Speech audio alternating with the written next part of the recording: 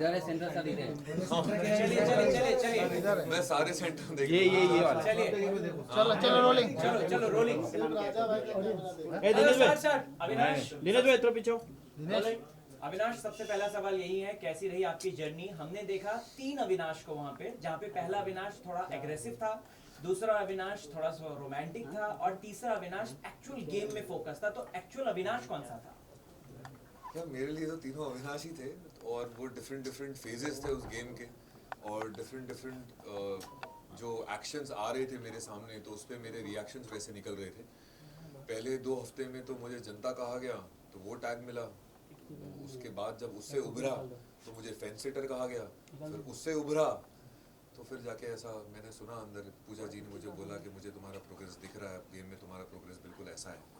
तो जब ऐसा प्रोग्रेस जैसी चीज़ें सामने आई, तो जैसे कि आपने कहा कि पहले मैं लड़ाकू था, और दूसरा मैं रोमांटिक था, और तीसरा मैं गेम चेंजर अभी बाहर निकला हूँ, तो वो भी एक मैंने टैग सुना है। तो जो भी है वो मेरी पर्सनालिटी का ही हिस्सा है, और वो मैंने ग्रेसफुली एक्सेप्ट किया। अगर आप ये 3 अविनाश को देखें तो तीनों अविनाश मेरा ही हिस्सा थे। मैं किसी से नकारूंगा नहीं और ना नहीं बोलूँगा कि नहीं ऐसा मुझे तो नहीं लगा। डेफिनेटली यस, मैं जैसा दिखा हूँ वो मैं हूँ। आपके पिताजी ने आपको रिमोट से रिलेटेड कुछ सिखाया तो वो हम जानना चाहेंगे। मुझे पता था यही पूछेगा।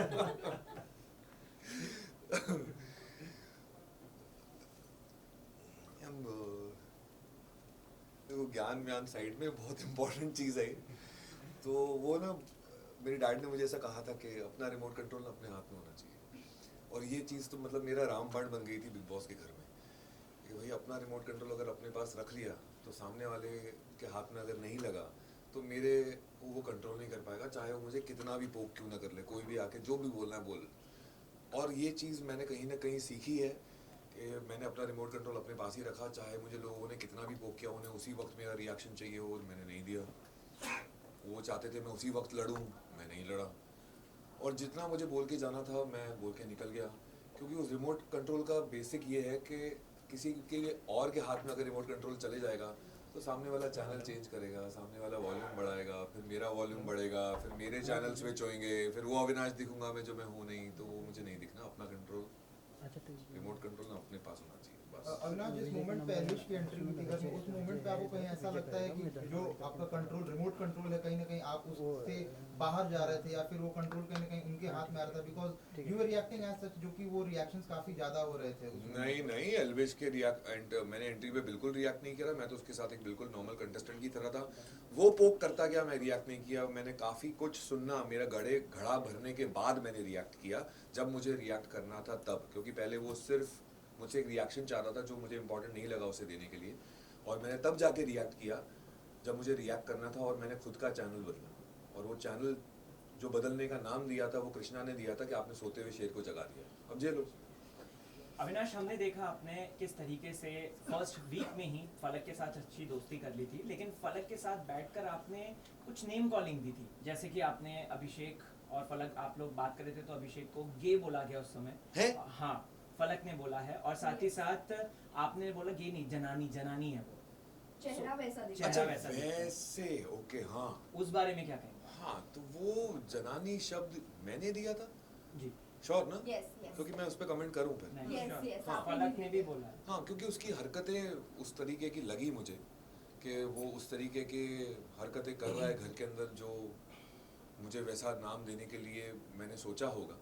और उस घर में लाइफ इतनी फास्ट चलती है कि मुझे एक्चुअली पूछना पड़ रहा है आपसे कि मैंने ही बोला था ना, फॉर श्योर, क्योंकि फिर मैं उस पर कमेंट कर सकूँ पूरी उसके साथ, क्योंकि जो मैंने बोला है I live up to that.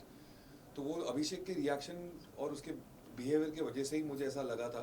But वो मैं टैग एक्चुअली एक ही बार यूज़ किया होगा मैंने, उसके बाद वो हट गया होगा, क्योंकि कहीं ना कहीं वो मुझे चौथे या पाँचवें हफ्ते से तो मेरे दिमाग में एक किडो नाम का मैंने टैग दे दिया था उसे कि he is a kid for me, immature kid. लेकिन लास्ट राशन वाले टास्क के बाद मनीषा ने कहा कि अविनाश तुमसे सिर्फ इसीलिए लड़ता है क्योंकि उसे फुटेज चाहिए रहता है, तो इस बारे में क्या कहना है? मैडम, मुझे 18 साल में 11 शो करके बहुत फुटेज मिली है। मुझे फुटेज के लिए किसी से लड़ने की ज़रूरत नहीं है, और ना ही मेरा वो एम है।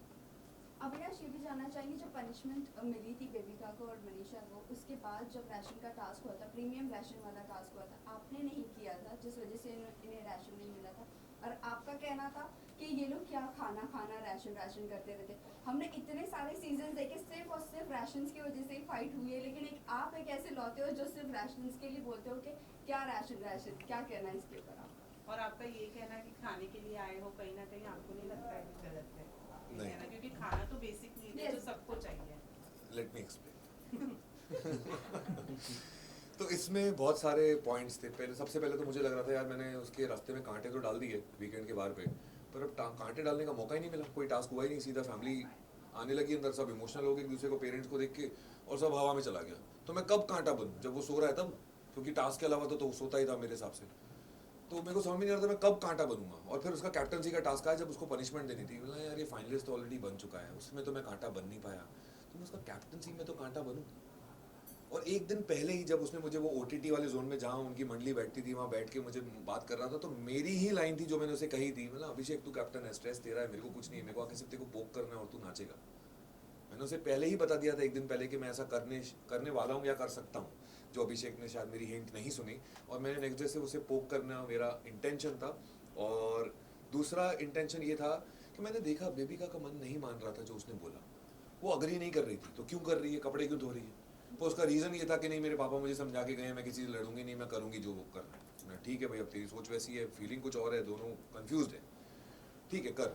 मनीषा उसकी दोस्त है, वो उसके अगेंस्ट जाएगी नहीं, तो उसने कर लिया। रही बात मेरी, तो कोई तो मज़े ले, कोई तो मना करे। मैं सोच रहा था कि ये टास्क दिया क्यों गया है? क्या ऑडियंस ये देखना चाहती है कि बेबिका कपड़े कैसे धोती है? नहीं। क्या वो ये देखना चाहते हैं कि मनीषा शू पॉलिश कर पाती है या नहीं? नहीं। तो इस टास्क का मकसद क्या था कि पनिशमेंट दो और सब ले लें और घर चले जाएं? मेरे हिसाब से नहीं। मुझे ऐसा लगा कि इस टास्क का मकसद कुछ और है। वो अगर कैप्टन बन के पनिशमेंट दे रहा है तो हमारे हाथ में, हमने पनिशमेंट लेनी है नहीं लेनी है, रिवोल्ट करना है नहीं करना है। एंटरटेनमेंट मुझे उस टास्क में मिसिंग लग रहा था।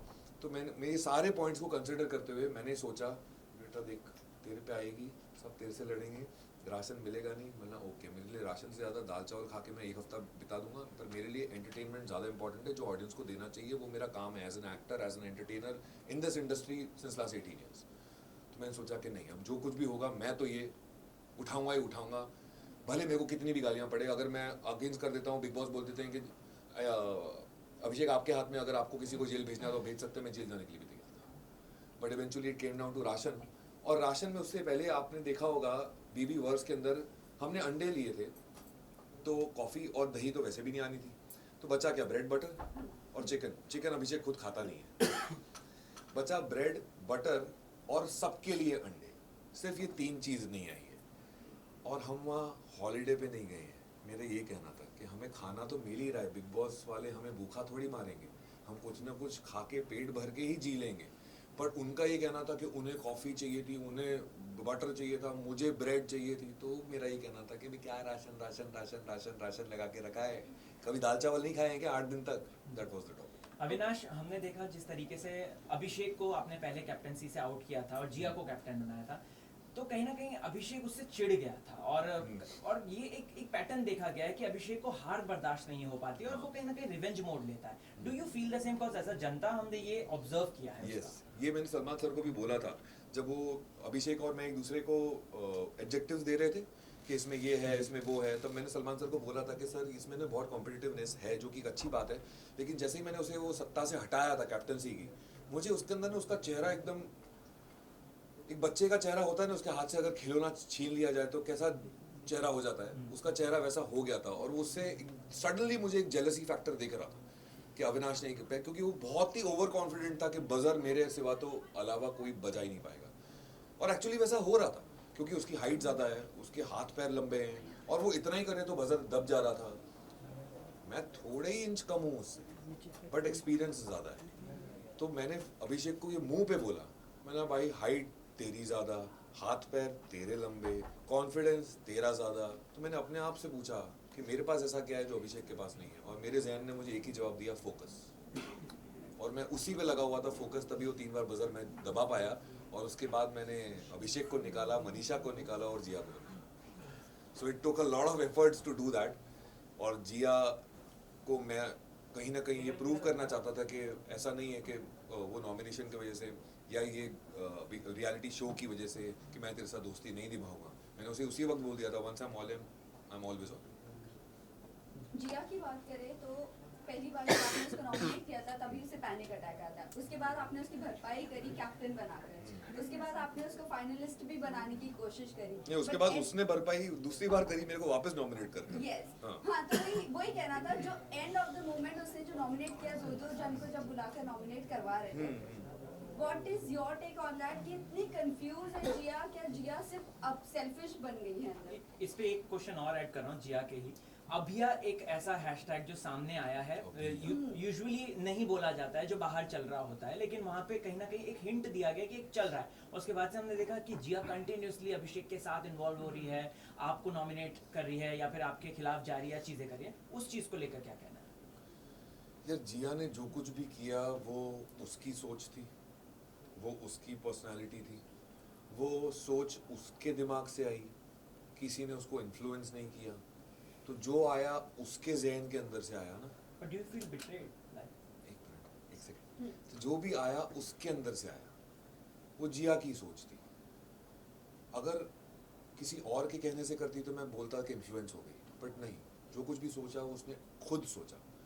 मेरा ये सोचना है कि मैं ऐसा सोचता ही नहीं और सोच पाता भी नहीं, और अगर वैसा सोच के अगर मैं ट्रॉफी जीत भी लूँ तो मेरे लिए वो ट्रॉफी नहीं होती, क्योंकि वो मैं रियल नहीं हूँ। वो फिर एक तो स्लाई गेम हो गई ना कि चलो ठीक है, ओके इस गेम में ऐसा करते हैं। बट ये भी अगर देखा जाए, उसने मेरे मुंह पे एक्सेप्ट किया कि हाँ उसे सेल्फिश मोड ऑन करना था और सिर्फ अपने बारे में सोचना चाहती थी। तो ये जिया की पर्सनैलिटी का हिस्सा है, मैं ये बोल रहा हूँ। सेल्फिश मोड ऑन करना जिया की पर्सनैलिटी का हिस्सा है। तो अगर वैसी वो सच्चाई है उसके बारे में, तो जिया वैसी है।